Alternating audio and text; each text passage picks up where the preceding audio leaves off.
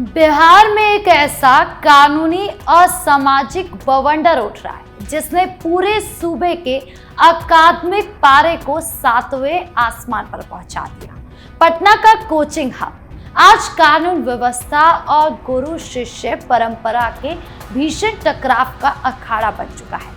एक तरफ कदम कुआं थाने में फैजल खान यानी कि खान सर के खिलाफ एफआईआर दर्ज कराने की प्रशासनिक गुहार लगाई जा रही है, तो दूसरी तरफ उनके करोड़ों समर्थक इसे गुरु को बदनाम करने की घिनौनी साजिश बता रहे हैं। सड़कों पर वैचारिक संग्राम छिड़ने की कगार पर है, लेकिन सवाल ये है कि क्या ये सिर्फ एक सामान्य एफआईआर का मामला है या इसके पीछे दो बड़े गुटों के बीच आर पार की जंग शुरू हो चुकी है।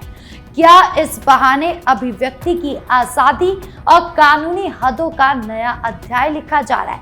आज इसी मुद्दे पर हम खोलेंगे इस पूरे विवाद का पिटारा, जहां हम वीडियो को प्ले भी करेंगे, सच जानने के लिए सही जगह पर पॉज भी करेंगे और इतिहास समझने के लिए समय को रिवाइंड भी करेंगे।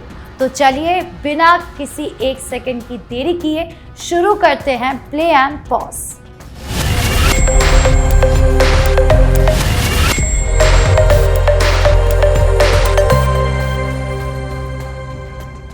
चलिए इस पूरे मामले की गहराई में उतरने से पहले और बिहार के इस नए कानूनी ड्रामे की परत खोलने से पहले आपको स्क्रीन पर वो वीडियो दिखाते हैं जिसने पिछले 24 घंटे के अंदर पूरे बिहार में एक बहुत बड़ा तूफान और भूचाल खड़ा कर दिया। देखिए, हम पर झूठा एफआईआर करवा करके हमको जेल भेज दिया गया फैजल खान के द्वारा षड्यंत्र के तहत, और हमारे भाई की हत्या करवा दी गई फैजल खान के द्वारा।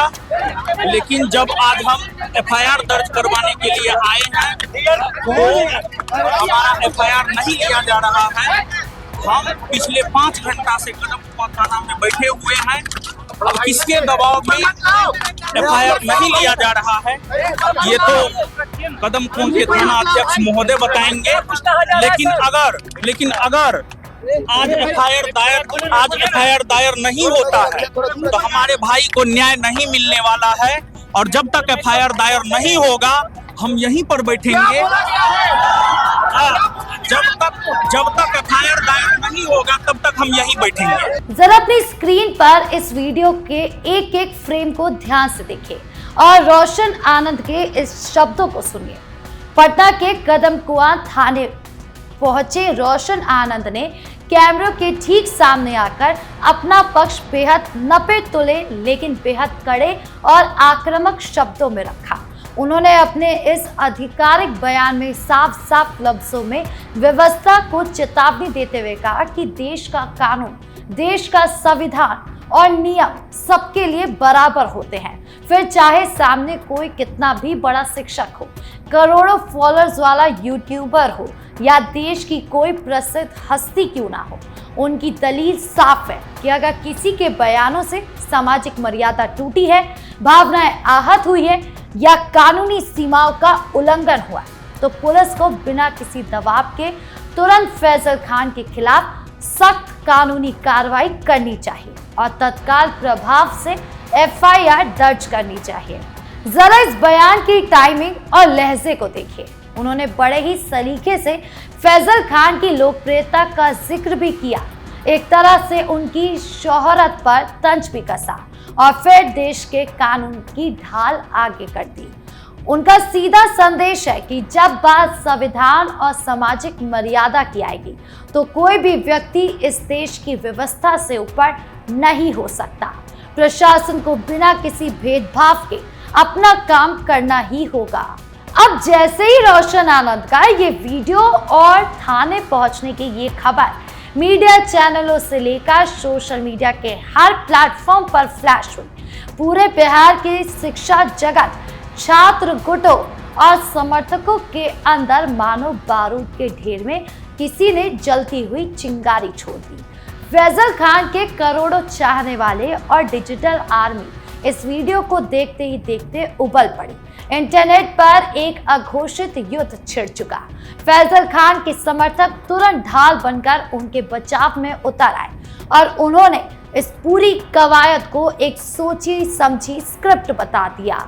उनका सीधा सा आरोप है कि फैजल खान को जानबूझकर टारगेट किया जा रहा है ताकि उनके बेदाग छवि को धूमिल किया जा सके, उनके ऊपर कीचड़ उछाला जा सके, उनके बढ़ते रसूख को रोका जा सके। अब इस पूरे मामले को बहुत गहराई से पॉज करके समझते हैं और इसके पीछे छिपे असली सामाजिक कानूनी नफे नुकसान और सबसे जरूरी इसके हिडन एजेंडे को समझने की कोशिश करते हैं।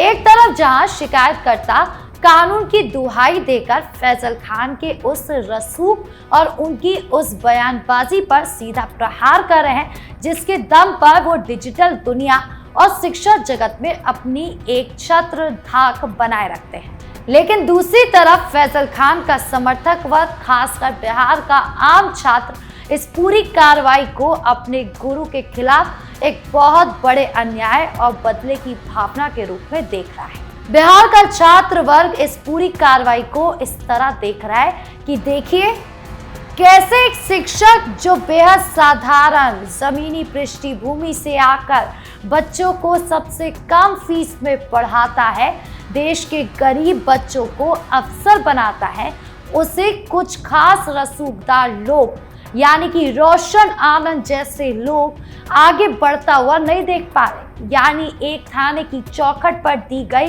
ये अर्जी अब महज एक कानूनी कागज नहीं, दोनों पक्षों ने इसे सीधे अपनी नाक का सवाल, अपनी प्रतिष्ठा और अपने आत्मसम्मान की आर पार की लड़ाई बना दिया।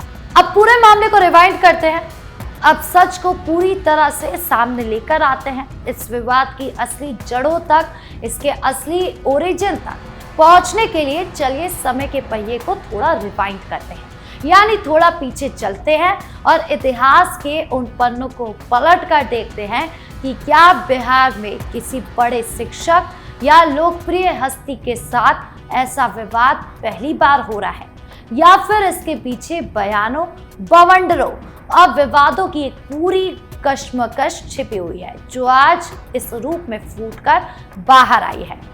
जब हम इतिहास और पिछले कुछ सालों के घटनाक्रमों को खंगालते हैं तो हमें अच्छी तरह याद आता है कि बिहार की इस महान धरती पर शिक्षा और शिक्षकों का स्थान हमेशा से देवताओं के समतुल्य रहा है, लेकिन जैसे जैसे डिजिटल क्रांति आई, यूट्यूब रील्स का दौर आया, तब पढ़ाई और पारंपरिक तरीकों के साथ साथ तीखी बयानबाजी और ऑनलाइन वीडियो की टीआरपी और चर्चा का केंद्र बनने लगी। फैजल खान अपनी उसी अनूठी, बिल्कुल देसी और ठेठ शैली में पढ़ाने के लिए पूरे देश में एक ब्रांड बनकर उभरे। उनके समझाने का अंदाज, उनके चुटकुले वाला संवाद और कठिन से कठिन वैश्विक और राष्ट्रीय विषयों को आम बोलचाल की भाषा में तोड़ देना छात्रों के दिल को छू जाता, और इसी का नतीजा था कि उनके फॉलोअर्स की संख्या करोड़ों में पहुंच गई। लेकिन याद रखिए, लोकप्रियता अपने साथ एक बहुत बड़ी जिम्मेदारी भी लाती है और यहीं पर विवादों की एंट्री होती है। इसी लोकप्रियता के समांतर उनके कई बयानों को लेकर पहले भी देशव्यापी विवाद खड़े हो चुके हैं। उनके आलोचकों और शिकायतकर्ताओं का हमेशा से गंभीर आरोप लगा है कि कई बार जोश में बहकर या वीडियो को ज्यादा से ज्यादा रोचक और चुटीला बनाने के चक्कर में फैजल खान ऐसी बात बोल जाते हैं जो सामाजिक मर्यादा की लक्ष्मण रेखा को पार कर देती है, जो किसी वर्ग विशेष की भावनाओं को ठेस पहुंचाती है और कानूनी सीमाओं को चुनौती देती है। पहले भी उनके कुछ पुराने वीडियो क्लिप को लेकर सोशल मीडिया पर ऐसे ही भारी बवाल मचा था। उस दौर में भी पूरा समाज दो धड़ों में बंट गया था। एक धड़ा जो ये कहता था कि एक शिक्षक को अपनी गरिमा, अपनी बाउंड्रीज, अपनी भाषा की मर्यादा में ही रहना चाहिए, जबकि दूसरा धड़ा इससे केवल समझाने का एक अनौपचारिक मजाकिया तरीका मानकर उनके साथ चट्टान की तरह खड़ा रहता था। लेकिन कभी कभी वो भूल जाते हैं कि मजाकिया अंदाज में कब वो मर्यादा को लांघ देते हैं। लेकिन आज देखिए, समय का चक्र एक बार फिर घूम चुका है। इतिहास ने खुद को पूरी ताकत और क्रूरता के साथ दोहरा दिया है। आज दोनों ही भूमिकाएं पूरी तरह से आमने सामने आ चुकी हैं। जो बयान कभी डिजिटल स्क्रीन पर केवल लाइक्स, कमेंट और डिजिटलाइज और शेयर तक सीमित था, आज वो कदम कुआं थाने की चौखट पर कानूनी दस्तावेजों और गंभीर धाराओं के तहत एफआईआर की मांग के रूप में तब्दील हो चुके हैं। जो छात्र कभी सिर्फ कमेंट बॉक्स में कीबोर्ड के सहारे बहस करते थे, आज वो सड़कों और थानों के बाहर अपने अपने दावे और नारों के साथ डटे हुए हैं। तो कुल मिलाकर देखा जाए तो इस भीषण और तपते मौसम में बिहार की इस ऐतिहासिक सरजमी पर बयानों और कानूनी कार्रवाइयों की आग एक बार फिर से पूरी तरह से धधक उठी है। पटना के कदम कुआं थाने के बाहर खड़ा हुआ ये हाई प्रोफाइल विवाद अब महज एक सामान्य शिकायत या एक साधारण आवेदन का टुकड़ा नहीं रह गया। अब ये बिहार के अभिव्यक्ति की अंतिम सीमा, एक शिक्षक की सामाजिक मर्यादा, कानून के राज की हकीकत और सोशल मीडिया की अंधाधुंध लोकप्रियता बनाम सामाजिक जिम्मेदारी की एक बहुत बड़ी ऐतिहासिक और आर पार की नई लड़ाई का रूप ले चुका है। अब इस कहानी और सामाजिक लड़ाई का ऊंट किस करवट बैठेगा, पुलिस की जांच की आज कहां तक पहुंचेगी और इस पूरे मामले पर अदालत का क्या रुख रहेगा, क्या खान सर पर एफआईआर होने वाली है, क्या कुछ होता है, क्या उनकी 24 घंटे में गिरफ्तारी होगी, ये सब कुछ अभी आने वाला वक्त ही बताएगा। आपको क्या लगता है, कमेंट बॉक्स में अपनी राय जरूर बताएं। देखते रहिए कैपिटल टीवी बिहार। धन्यवाद।